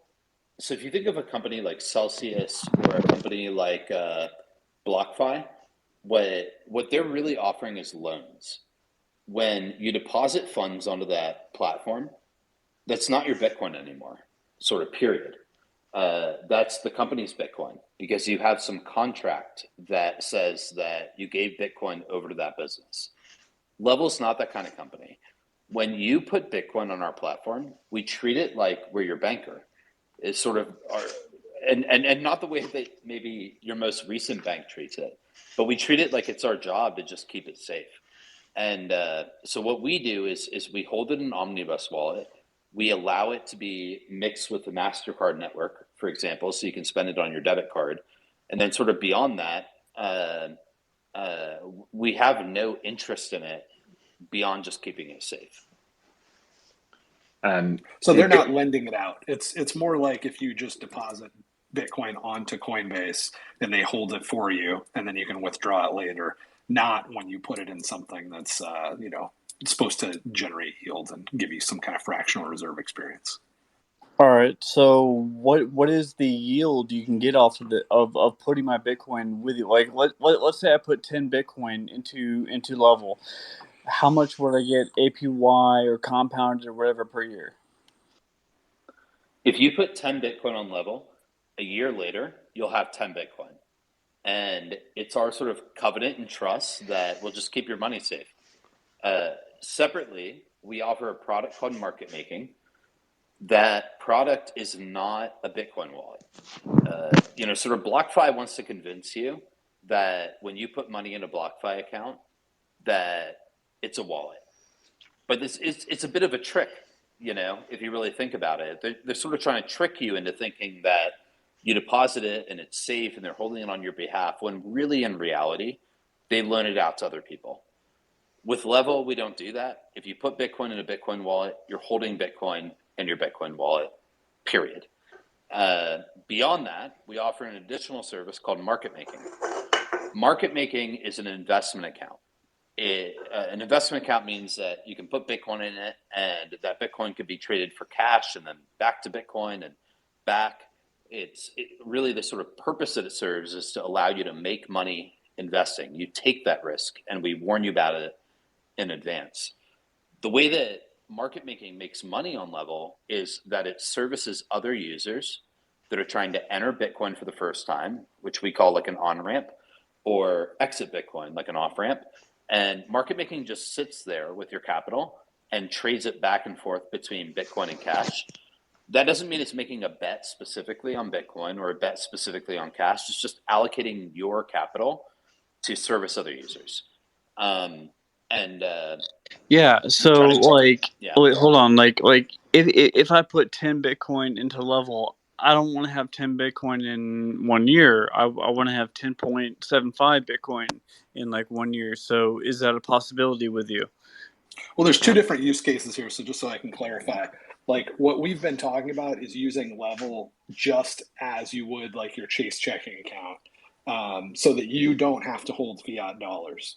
And that's where it's basically Coinbase with a more streamlined user experience that's still custodial, and it's zero fees. So that's a big deal, because when you're going in and out of fiat all the time, every time you buy a coffee on a debit card, you don't want to pay an extra 2% in fees. So that's one use case. The other use case I'm actually not super familiar with. I don't have a use case for it, but I'll let Chris talk about it. But I do want to make sure that there's that clear distinction. Like what we're talking about is not trying to earn interest on your Bitcoin. What we're talking about is use these guys so that you can move out of the fiat system as needed, only holding as much Bitcoin as possible, and not owning any fiat. They're not unrelated. And I think that's a really important thing to realize is I sort of talked earlier about how Bitcoin doesn't have to be an investment. It ultimately can be this sort of transition to a new monetary standard. But there's this obstacle in the way of I think Laser has talked about this, JW has talked about this, of sort of like when you use something like Fold, you always get charged 2% or 3% every time you turn cash into Bitcoin. Anytime you turn Bitcoin back into cash, it's like this obstinate sort of obstacle in our path to adopting this new standard of Bitcoin. And the problem is liquidity. And liquidity is this concept that when you have Bitcoin and you need cash, you have to be able to convert it quickly and cheaply. Or when you have cash and you want to have Bitcoin, you have to be able to convert it quickly and cheaply. And I think for a business like Level that has this mission in mind of sort of making cash and Bitcoin interchangeable fundamentally, instantly, whenever you want, we have to confront that problem. We have to solve that problem. Like, hold on. Like, why would I not just put Bitcoin in cold storage as opposed to storing it with you? Like, please tell me what advantage is there to storing it with you as opposed to cold storage where I know it's safe? Hey, good vibes. Hey, let me actually jump in for a second. So, uh, what we're talking about here is so today you have a checking account, right? You understand that. You use that to operate your life. You have an ATM card. You may pay your bills from it. You may, you know, things you do with the bank. That has to have fiat in it. And JW and I has scrounged together ways to live from Bitcoin, but it's clunky, right? Like, so you might have your sats in your cold wallet, like you just talked about. And then when you need to pay your bills, you need to sell those and do a wire transfer to your bank and then write a check. What Level is trying to do is just automate all that. So basically you treat that as your checking account. And so instead of the traditional banking system where it's fractional reserved, and even though you're handing them your money, they're actually using it to invest for themselves, and they'll pay you interest, a kickback. Level it's fully reserved. They're not monetizing your sats, so they just hold it for you, and they'll auto convert it to dollars when you need it, when you're actually living your life. So just that checking account use case, that's really important. That's why they're not like giving you a return, because what they're doing is just providing a way to live from your Bitcoin. Now, Chris also said they have a market making investing account, which I'm guessing is just like, hey, if you help provide liquidity into the system, there's a way that you can earn a kickback there. But that's not really what we're concerned about here, although I think it's interesting. But yeah, the Spaces isn't to grow your Bitcoin. The Spaces is, can you live off your Bitcoin today? Ideally, the way that you're getting more Bitcoin is like you have a skill, you produce value for the world, and then you get paid for that, and you have your direct deposit going into Level, and it auto converts into Bitcoin, and then you can live off that, right? I don't want to put too much of an emphasis. We're not here to grow Bitcoin with Bitcoin, right?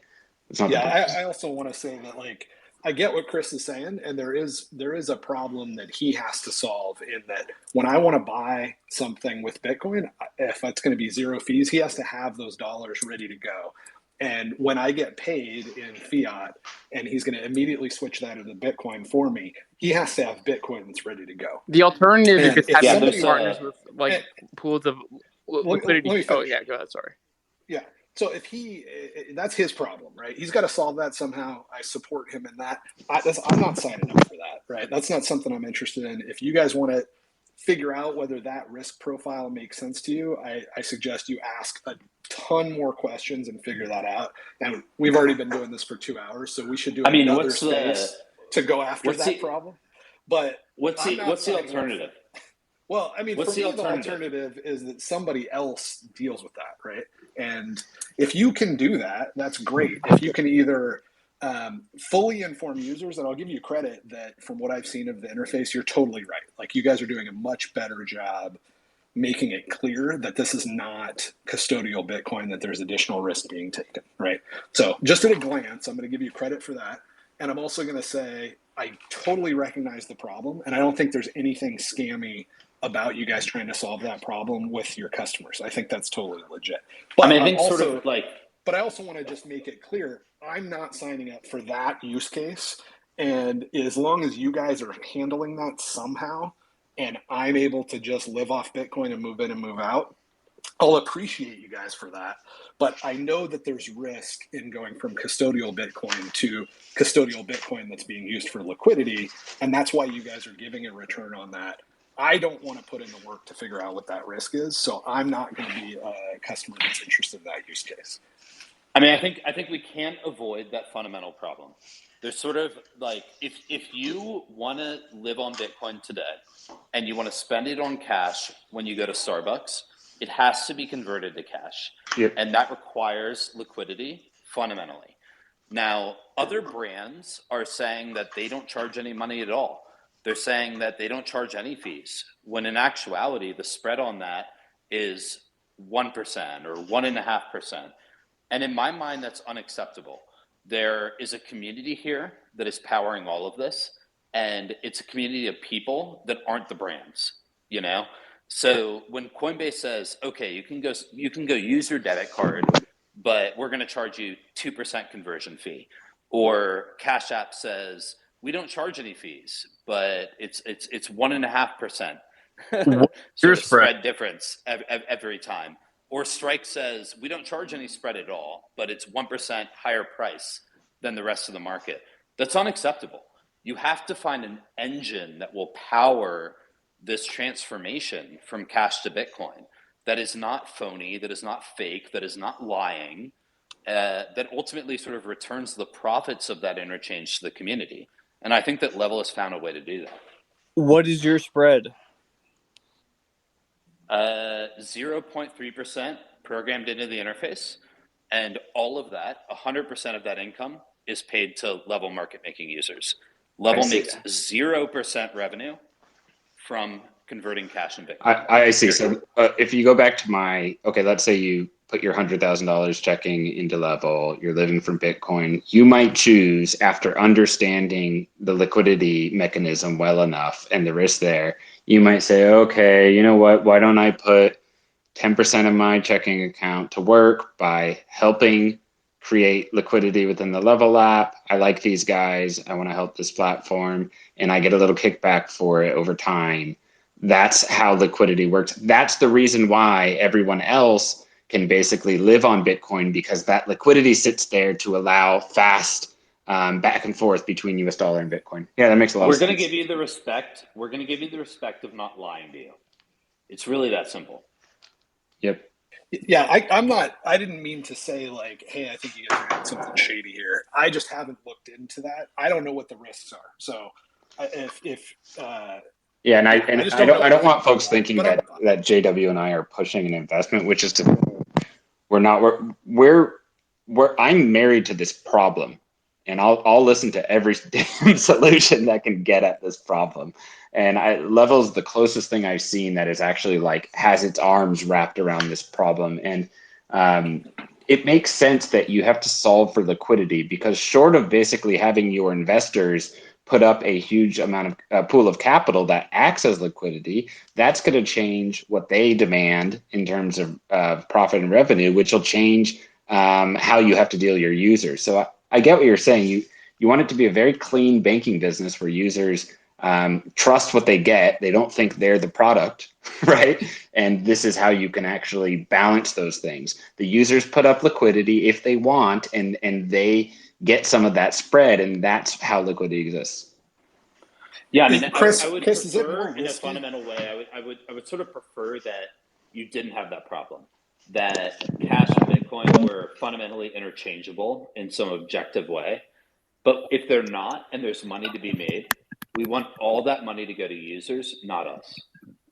Yep. What's the risk if I have Bitcoin? And also to clarify earlier, you would never replace your cold storage with Level. Just to make that clear, we talked about you having maybe 3 different accounts. So you'd have your retirement account, like super deep cold storage, nothing to do with Level. You'd have maybe a savings account that's that is maybe in Jade or something like that, some hardware wallet or a simpler or multi-sig or whatever. Also nothing to do with Level.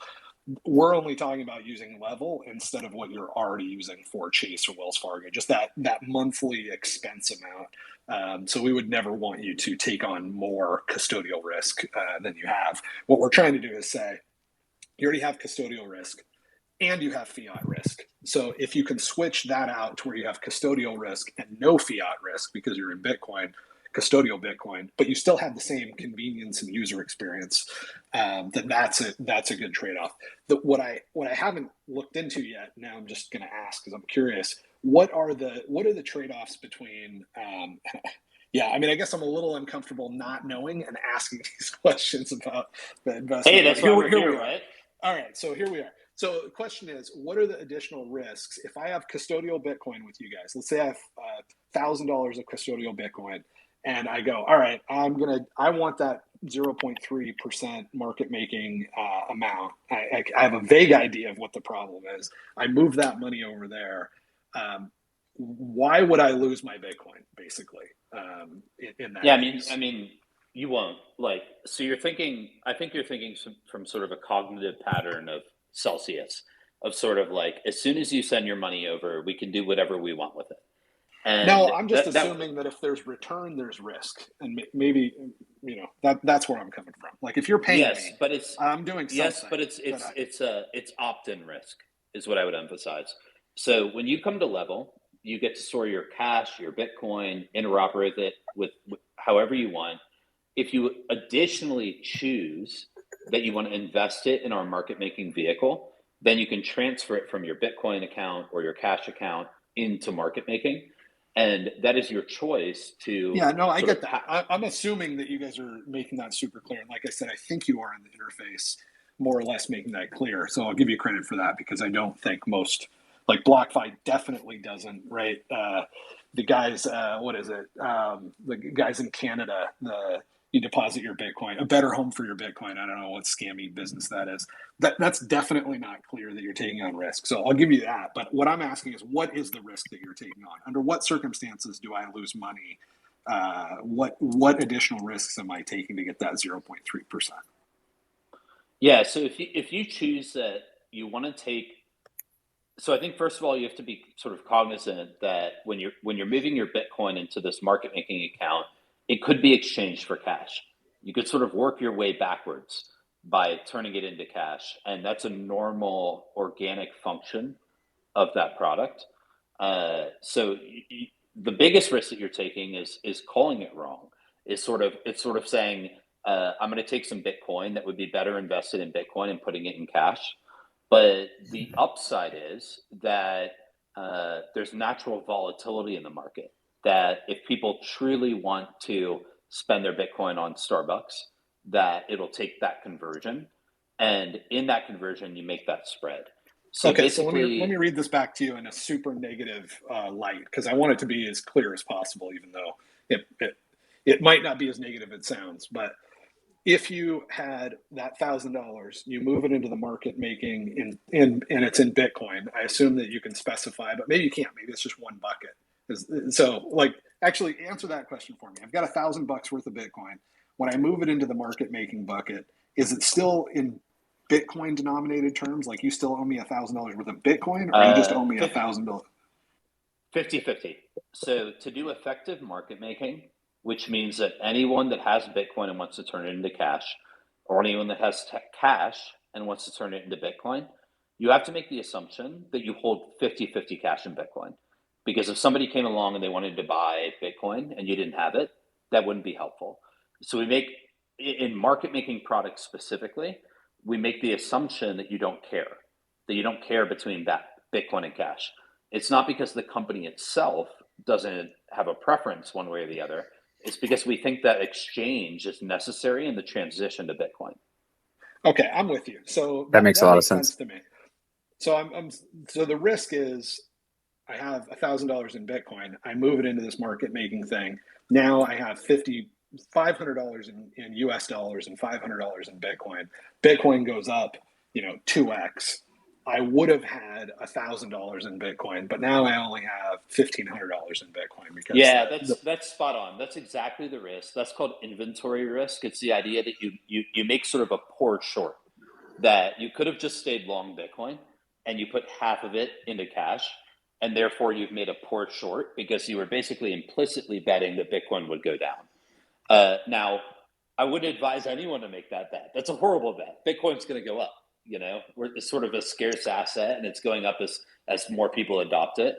But it's offset by the fact that you make a little bit of spread from users exchanging between the two. That's what I was going to say. So if the velocity of money, I can't believe I used that term. If people make transactions at a rate that's quick enough, it can make it, that balances that risk, right? Yeah, I mean, it's sort of our bet as a business. It's Coinbase wants to tell you, and Strike wants to tell you that the only thing to do with Bitcoin is invest in it. But our bet as a business is that there's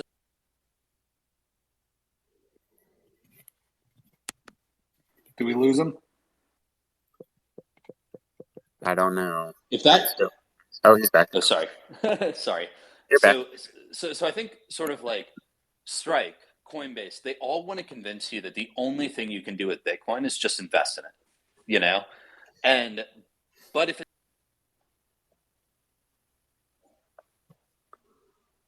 Oh, we might have lost him again. Lost him again. While he's coming in and out, I'm just sorry. No, it's okay. Go ahead. One more time. Give it a shot. Yeah. So I think there's a lot of businesses today that want to sort of grind Bitcoiners into. All right. Your internet connection sucks. And sort of the. Damn it. All right, I'm getting calls. Okay. Go ahead. I was just going to say this problem reminds me a lot of Bitcoin mining in a sense. Like if you follow me on Twitter, I'm going to tell you it's not a good idea to do anything except for be all in on Bitcoin. Don't go out there and buy a bunch of S9s and mine, because I think that there's a 10% chance this year that we have a tipping point. We have full hyperinflation, full global Bitcoin adoption, however you want to phrase it. Yep. At that point, a Bitcoin is worth more than $1 million a piece. You multiply 0.10 times a million, that's $100,000 in present net value for every Bitcoin that you own. It doesn't make sense to go out and mine. That said, I want other people to do that. So like I want fiat people that don't hear me or won't believe me. You know, some asshole has a pension fund and he is completely unable to move that into Bitcoin, then I want him to move it into some Bitcoin mining company, right? Because it's better than other. But if you're listening to me, I'm not going to tell you to do that. And it sounds, but I need that to happen, right? I still need Bitcoin mining to happen. And it sounds like this market making function is similar in the sense that like I want to have the user experience, and people that follow me and like come down this path of zero fiat, we do kind of need suckers on the other side to allow us to quickly move in and out of Bitcoin. And they have to own some fiat. And I get that. And I want them to do it. Unless they're willing to take my advice and not do it. So I'm kind of, it's kind of an ugly situation, but it is what it is. Yeah. I mean, it makes practical sense to me that basically what you're saying is, and again, in the scope, in the context of a checking account, because I don't really see going beyond that as far as this conversation. In the context of a checking account, you're like, okay, if I throw up some liquidity, it's going to be half USD, half Bitcoin. If levels growing and people are accessing that liquidity at a faster and faster rate, I'm doing a good for the world, and I could end up better because of that, so to speak. And like in the same way, it's like you're getting the spread as opposed to the platform itself holding it. And so I don't view that as terribly sketchy. I think but it clearly is an investment in the sense that you simply could just be living at a Bitcoin. So I like that they've separated it. I like that it kind of is this kind of, it's an interesting thesis. It's like, we're not going to take the spread. We're going to let you put up, like their investors would be happy to put up liquidity and eat that spread. You know what I mean? There's plenty of fiat maxes that would do that. Offering that to users, I think, is interesting. So I'm curious to see where it takes them. And I think with that, I'm going to wrap this Spaces up. It was a good 2-hour haul. I think the last time we did this was almost a month ago. So I just want to thank J-Dub. Thank you, man. And thank Chris. It was great to hear a little bit about like where level's going. And then thanks to all the plebs who are just kind of like tagging along on the Get on Zero journey. My hope is that like, I view all these things in terms of like, can I get my dad to beat the plebs in terms of adoption? So like my goal is to get my dad on zero before most of y'all, but I'll share everything I do along this journey and like feed that into your own household. And hopefully like as we're all navigating reset together, these things come in handy. And if it's not Level and it's another company, that doesn't make a difference to me. I want to reward the company that solves this problem. I'm married to the problem, and so that the company that gets closest to the solution is the one that I'm going to be loyal to in terms of my checking account, right? And it's just the tip of the iceberg of like my personal Bitcoin tech stack.